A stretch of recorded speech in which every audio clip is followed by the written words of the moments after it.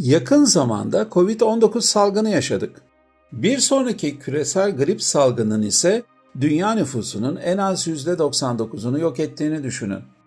Bu filmde usta yönetmen Ridley Scott size alışılmışın dışında bir kıyamet senaryosuna davet ediyor.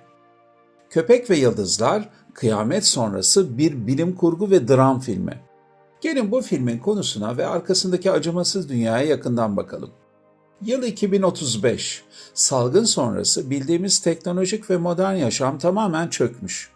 Hayatta kalan az sayıdaki insan ise farklı zorluklarla yaşam mücadeleleri veriyor. Tabii bu dünyada sadece hayatta kalmaya çalışanlar yok. Salgından kurtulan ancak insanlığını tamamen kaybeden tehlikeli yağmacı gruplar da var. Bunlar başıboş gezerek diğer insanları terörize ediyorlar. Bu vahşi dünyada Colorado'da terk edilmiş bir havaalanında iki zıt karakterle tanışıyoruz. İlki eski sivil pilot Hick, salgında eşini kaybetmiş melankolik bir genç adam. En büyük tesellisi ve dostu ise sadık köpeği Jasper. Diğer karakter de Bangley, silah taşımayı seven, sert, mesafeli ve alanını koruyan bir keskin nişancı. Eski bir deniz piyadesi. Bu ikili kendilerini dış tehditlerden koruyarak izole bir hayat sürerken her şey bir sinyalle değişiyor. Hick eski model Cessna uçağıyla gökyüzünde turlarken telsizden gizemli bir ses duyuyor. Bu ses bölgenin ötesinde daha iyi bir yaşam ve medeniyet kırıntısı olabileceğine dair bir umut ışığı yakıyor.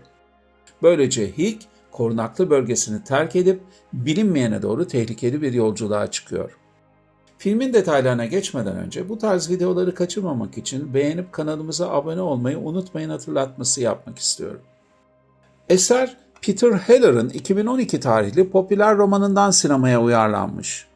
Yazar distopik dünyayı kurarken denizcilik klasiği Type kitabından esinlenmiş.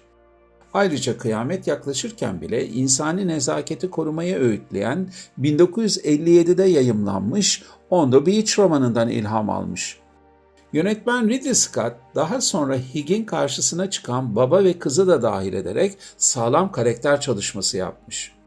Nüfus azalsa da insanoğlu salgın öncesi dünyadaki gibi besin zincirinin en tepesinde yer alabilmek için yapamayacağı çılgınlık yok yani.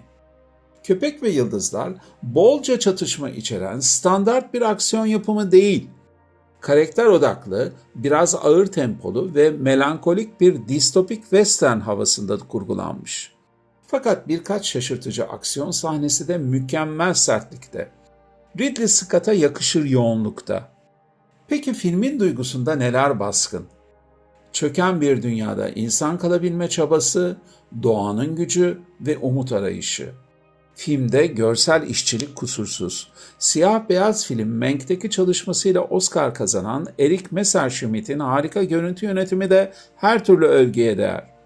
Higg'i canlandıran Jacob Elordi ile Bangley'e hayat veren Josh Brolin'in arasındaki zıt ama uyumlu kimya filmi yukarılara taşıyor.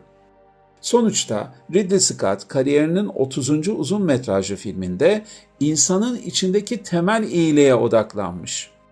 Bu insancıl yaklaşımda yer yer filmin karanlık dünyasına harika bir ışık tutmuş. Ben filmi keyifle seyrettim. Bu tür filmlerden hoşlananlara öneriyorum. Eğer siz de seyrederseniz düşüncelerinizi yorumlarda belirtmenizi rica ediyorum. Şimdiden iyi seyirler.